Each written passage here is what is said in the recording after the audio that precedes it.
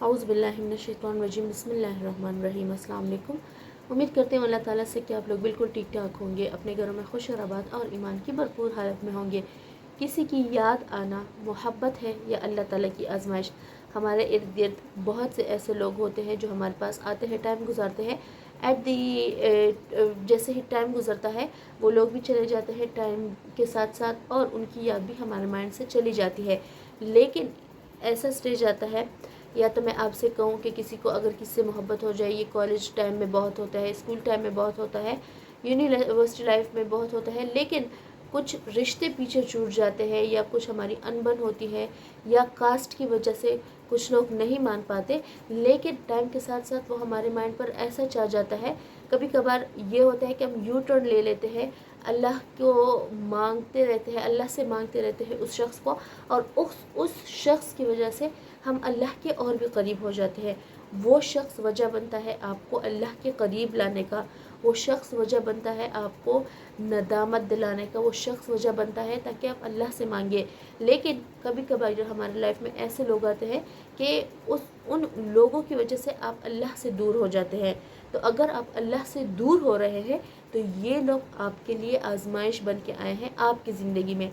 लेकिन at the same time अगर एक इंसान आया है आपकी ज़िंदगी में और आप उस इंसान के ज़रिए अल्लाह के करीब हुए हैं, तो ये इशारा है अल्लाह की तरफ से कि कभी ना ज़ाया होने दे उस इंसान को, क्योंकि उसकी वजह से आप अल्लाह के करीब गए हैं, आप अल्लाह के सामने रोए हैं, आपने अल्लाह के सामने सजदा किया है, उस इंसान की वजह से आपने तस्बीह उठाई है, अल्लाह को याद किया है। तो ये दो रास्ते हैं। अगर किसी इंसान की वजह से आप अल्लाह के करीब हो गए हैं तो ज़रूर ख्याल रखिएगा उस इंसान को। आप वो इंसान कोई भी हो सकता है, कोई भी आप वो हो सकते हैं, आपके रिलेशन में कोई भी आ सकता है। और अगर एक इंसान की वजह से आप अल्लाह से दूर जा रहे हैं, तो जैसे ही आप समझे कि अगर मैं आपको एग्जांपल दूँ, आपका एक दोस्त है, आप नमाज़ पढ़ने जाते हो, आपको मना करते हैं यार चलो अभी फ़लाना सिनेमा चलते हैं या अभी फ़लाना गेम खेलने चलते हैं, नमाज़ आप बाद में पढ़ लीजिएगा।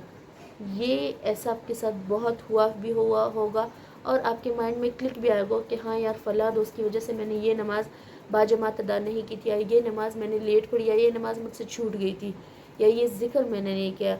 कुछ दोस्त ऐसे होते हैं कि आपको अपने पेरेंट्स की तरफ से कॉल आती है कि घर आ जाओ बहुत लेट है, लेकिन कुछ दोस्त आपके होते हैं कि चलो कुछ टाइम बाद चले जाना।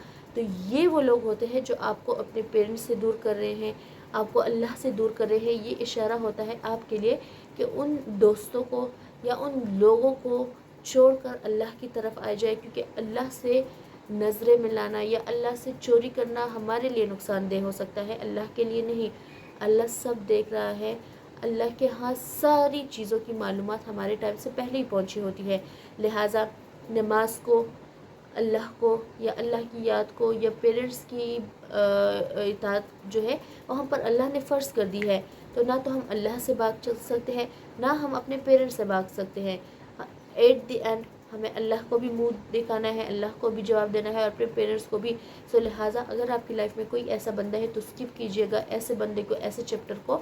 और अगर कोई बंदा है आपकी लाइफ में जो अपने साथ साथ तुम्हें भी सीधा रास्ता दिखाता है, जो अपने साथ साथ हाथ पकड़कर तुम्हें भी नमाज के लिए लेके जाता है, जो तुम्हें भी इनवाइट करता है, तो अगर आपकी लाइफ पे ऐसा कोई दोस्त है तो ज़रूर उनको संभाल के रखिएगा। कुछ बच्चे होते हैं कि अपने पेरेंट्स को कहते हैं कि इस बंदे से मुझे नेगेटिव वाइब आ रही है, तो पेरेंट्स से भी मेरी रिक्वेस्ट है लिहाजा अपने बच्चे की प्रायोरिटी को ज़रूर तवज्जो दे, क्योंकि अगर उस बच्चे को नेगेटिव वाइब आ रही है तो किसी वजह के बिना पर ही आ रही होंगी। ज़रूरी नहीं है कि पेरेंट्स अपना हर फैसला बच्चों पर मुसल्लत करें, बच्चों की भी ज़िंदगी है, उनको अपने तरीके से जी लेने दें। उम्मीद करती हूँ आपको मेरी बात समझ आ गई होगी। इंशाल्लाह कल मिलती हूँ आपसे। अल्लाह हाफ़िज़।